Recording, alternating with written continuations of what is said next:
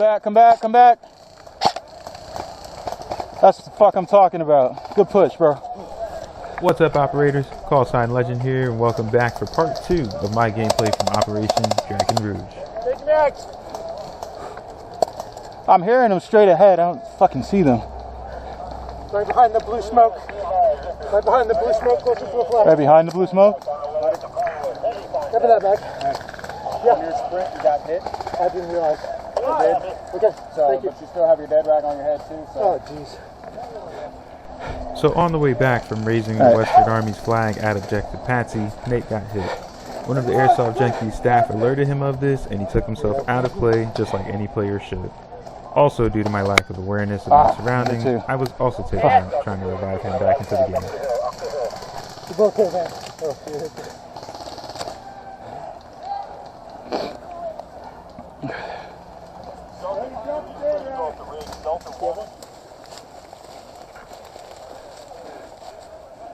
That's 10 ahead of us.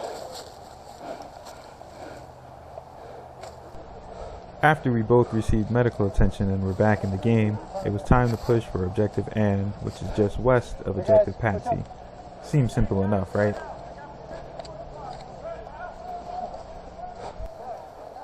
Delta 1, up here.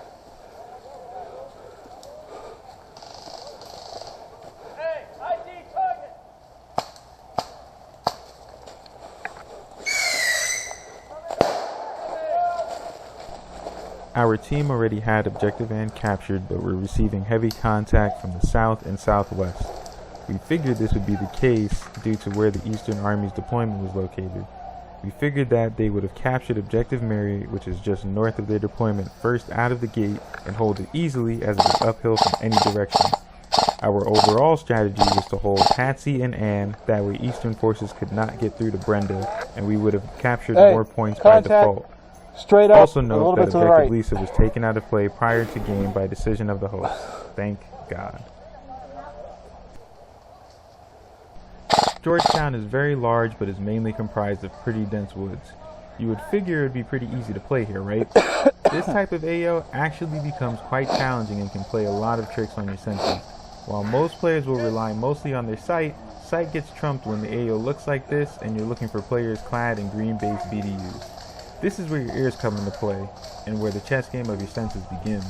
While you can normally hear where shots are coming from by the sound of guns or ricochets, areas like this tend to echo. A sound you hear from one direction may not necessarily be right there or that close for that matter. And with little to no cover, you're forced to choose your shots wisely because you could be shooting at one person, but there's no telling how many people are lurking around that player. Fuck, where are they at? Where the fuck are they?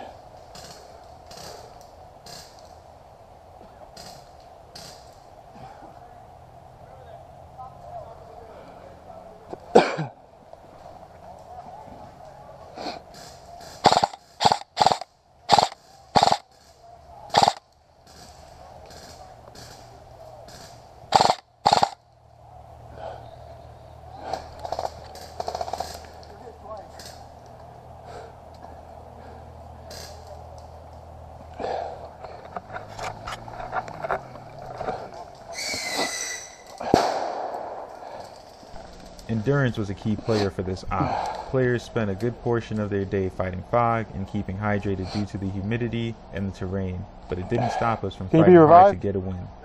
You?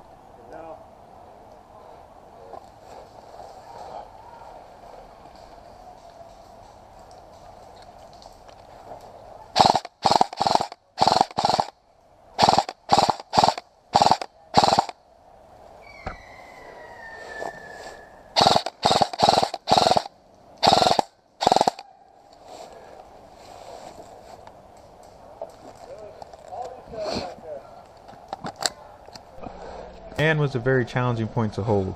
It is never easy when you have to fight uphill. We didn't want to push up too fast because it would leave us unable to revive each other and thereafter get overrun. I would imagine that Eastern forces didn't want to give up their position for a desperate and somewhat unnecessary push, seeing as it was still the first round and there was much more game to be played.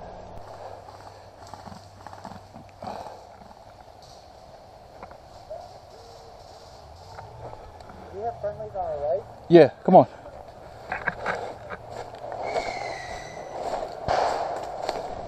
Even though it was still early in the game, we didn't want Eastern Forces to get too dug in at the top of this hill. The situation began to look up for Western Forces as more reinforcements arrived at Objective Ann. It was time to make a decision.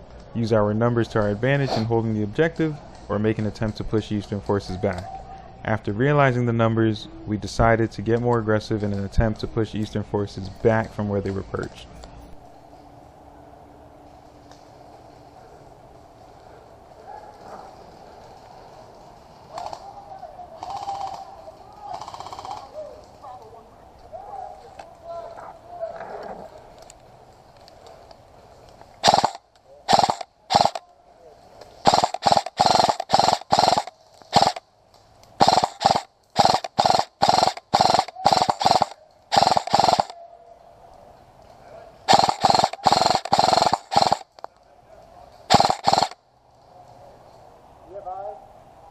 Three straight ahead of me.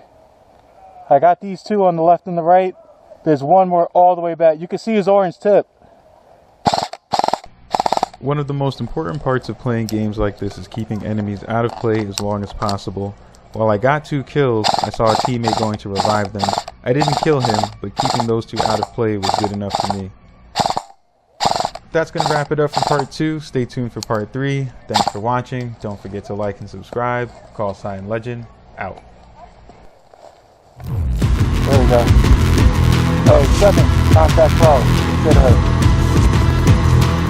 He's trying to come down.